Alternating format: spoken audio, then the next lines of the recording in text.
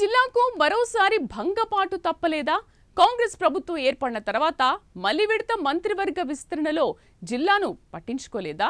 కాంగ్రెస్ పార్టీకి లాయల్ గా ఉన్న సీనియర్ నేతకు మంత్రి పదవి ఇంకా లేనట్లేనా?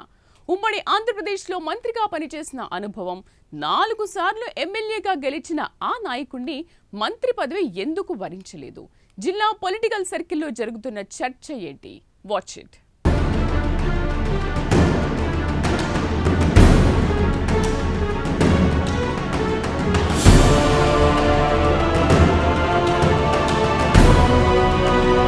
తెలంగాణ రాష్ట్రంలో ఇటీవల జరిగిన మంత్రివర్గ విస్తరణ అనేక మంది ఆశావహులకు తీవ్ర నిరాశను మిగిల్చింది.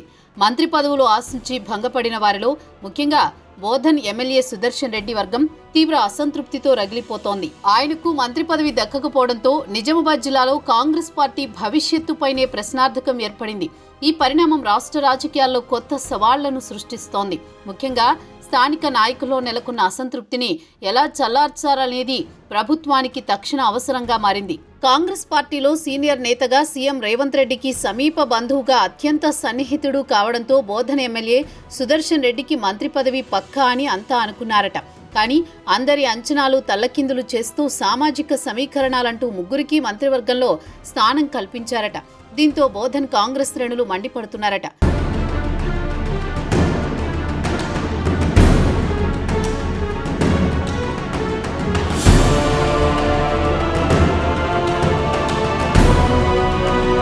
బోధన్ ఎమ్మెల్యే సుదర్శన్ రెడ్డికి ఉమ్మడి ఆంధ్రప్రదేశ్లో మంత్రిగా పనిచేసిన అనుభవం ఉంది.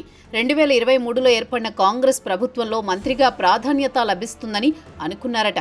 సుదర్శన్ రెడ్డికి ఉన్న అనుభవంతో పాటు ముఖ్యమంత్రి రేవంత్ రెడ్డికి సమీప బంధువు కావడంతో మంత్రి పదవి దక్కడం పక్కా అని అంతా భావించారట. మొదటి కేబినెట్లోనే మంత్రి పదవి దక్కుతుందని పొలిటికల్ సర్కిల్స్లో చర్చ జరిగింది. మంత్రిగా అవకాశం దొరికితే హోంమంత్రి పదవి దక్కుతుందని సుదర్శన్ రెడ్డి సైతం తన అనుచరుల దగ్గర బహిరంగంగా చెప్పుకున్నారట. కానీ అప్పుడు ఇప్పుడు అంటూ మంత్రివర్గ విస్తరణకు కాంగ్రెస్ ప్రభుత్వం కొలువుదీరిన 18 నెలలు గడిచినా నిజామాబాద్, కామారెడ్డి జిల్లాల నుంచి మంత్రియోగం ఎవరికీ దక్కలేదు. మొదట మంత్రివర్గ విస్తరణపై పలుమార్లు లీకులు ఇచ్చి ఇదిగో అదిగో అంటూ ప్రచారం చేశారు. కానీ సామాజిక సమీకరణాలతో పాటు గ్రూపు తగాదాల నేపథ్యంలో అనేక సార్లు కేబినెట్ కూర్పు వాయిదా పడుతూ వచ్చింది. ఈసారి ఏఐసీసీ నుంచి అనుమతి లభించడంతో మంత్రివర్గ విస్తరణ జరిగింది. విస్తరణ అయితే జరిగింది, కానీ ఆశావహులకు మాత్రం ఈ విస్తరణ నిరాశే మిగిల్చింది. నిజామాబాద్, కామారెడ్డి జిల్లాల్లో 4 కాంగ్రెస్ ఎమ్మెల్యేలున్నారు. సుదర్శన్ రెడ్డి, భూపతి రెడ్డి, మదన్ మోహన్ రావు ముగ్గురు ఓసీలు ఉన్నారు. జుక్కల్ ఎమ్మెల్యే ఒక్కరే ఎస్సీ వర్గానికి చెందినవారున్నారు. బీసీలెవరూ కాంగ్రెస్ నుంచి ఎమ్మెల్యేగా లేరు. బీసీ సామాజిక వర్గం నుంచి ఎమ్మెల్సీగా ఉన్న బొమ్మ మహేష్ కుమార్ గౌడ్ ప్రస్తుతం పీసీసీ చీఫ్గా కొనసాగుతున్నారు. మైనార్టీ నేత షబ్బీర్ అలీకి ప్రభుత్వ సలహాదారుడిగా పదవి దక్కింది. 2023లో గెలిచిన 4 ఎమ్మెల్యేలలో సుదర్శన్ రెడ్డి ఒక్కరే పార్టీ సీనియర్ నాయకులు, మంత్రి పదవి చేసిన అనుభవం ఉన్న నాయకుడు. దీంతో అందరూ సుదర్శన్ రెడ్డికి మంత్రి పదవి దక్కుతుందని అనుకున్నారట.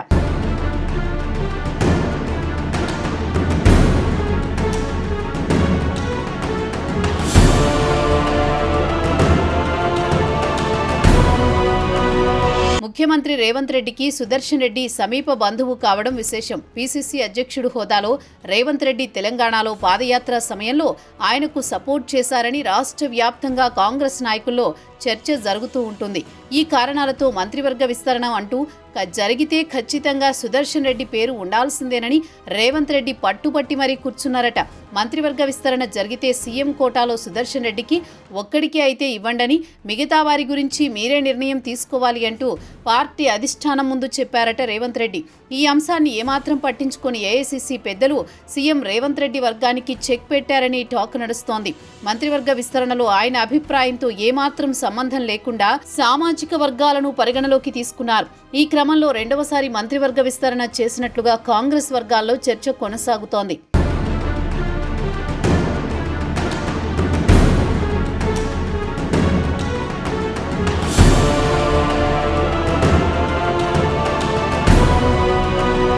మరోవైపు సుదర్శన్ రెడ్డికి మంత్రి పదవి దక్కకపోవడంతో ఆయన, కార్యకర్తలు, అభిమానులు మధ్య భగ్గుమంటున్నారు. బోధన్ నియోజకవర్గంతో పాటు జిల్లాలో ఉన్న ఆయన అనుచరులు తీవ్ర నిరాశ, నిర్లిప్తతతో కాంగ్రెస్ పార్టీపై కోపంతో రగిలిపోతున్నారట. రెండో మంత్రివర్గ విస్తరణలో తమ నాయకుడు పేరు ఉంటుందని భావించిన సుదర్శన్ రెడ్డి కాంగ్రెస్ పార్టీపై దుమ్మెత్తి పోస్తున్నారు. సుదర్శన్ రెడ్డికి మంత్రి పదవి దక్కకపోవడానికి పీసీసీ ప్రెసిడెంట్ బొమ్మ మహేష్ కుమార్ గౌడ్, ప్రభుత్వ సలహాదారుడు షబ్బీర్ అలీ అడ్డుపడ్డారని టాక్ నడుస్తోంది.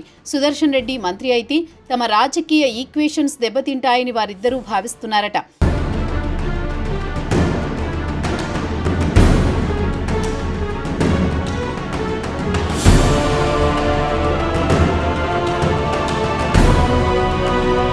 అలాగే వివిధ సామాజిక వర్గాల సమీకరణాలు ఏమాత్రం ఉపయోగపడవు అని సుదర్శన్ రెడ్డికి రెడ్డి సామాజిక వర్గంలో పెద్దగా గుర్తింపు లేదంటున్నారు.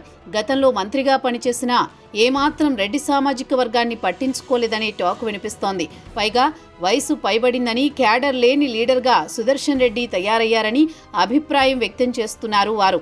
అంతేకాకుండా ప్రతి చిన్న విషయానికి అగ్గి మీద గుగ్గిలమవుతున్నారని, ఈ సమయంలో మంత్రి పదవి ఇవ్వడం మాత్రం సమంజసం కాదని అధిష్టానానికి జిల్లా కాంగ్రెస్ నాయకులు ఒత్తిడి తీసుకువచ్చినట్టుగా సుదర్శన్ రెడ్డి వర్గం బహిరంగంగానే చెబుతున్నారట.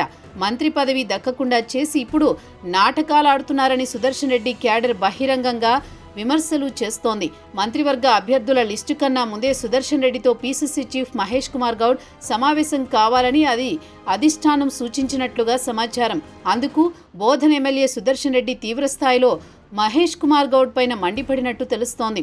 ఫోన్లను స్విచ్ ఆఫ్ చేసి అలిగి కూర్చున్న సుదర్శన్ రెడ్డి నివాసానికి PCC chief, Congress AICC incharge Meenakshi Natarajan, మంత్రి పొన్నం ప్రభాకర్, ఇతర కాంగ్రెస్ నేతలు వెళ్లి బుజ్జగించే ప్రయత్నం చేశారట. అయినా వారి మాట వినని సుదర్శన్ రెడ్డి కాంగ్రెస్ వ్యవహరిస్తున్న తీరు పట్ల బహిరంగంగానే మండిపడ్డట్టుగా సమాచారం. అయితే బోధన్ నియోజకవర్గ కాంగ్రెస్ శ్రేణులు మూకుమ్మడిగా రాజీనామాలు సైతం చేశారట. బోధన్ బంద్కి పిలుపునిచ్చారట. వచ్చే స్థానిక సంస్థల ఎన్నికల వరకు సుదర్శన్ రెడ్డికి మంత్రివర్గంలో చోటు కల్పించాలని కోరుతున్నారు. లేకపోతే కాంగ్రెస్ పార్టీ జిల్లాలో భూస్థాపితమవుతుందని బహిరంగంగానే చెబుతున్నారట కాంగ్రెస్ శ్రేణులు. ఏది ఏమైనా కాంగ్రెస్ ప్రభుత్వం మంత్రివర్గ విస్తరణ ఉమ్మడి నిజామాబాద్ జిల్లాలో ప్రకంపనలు సృష్టించింది.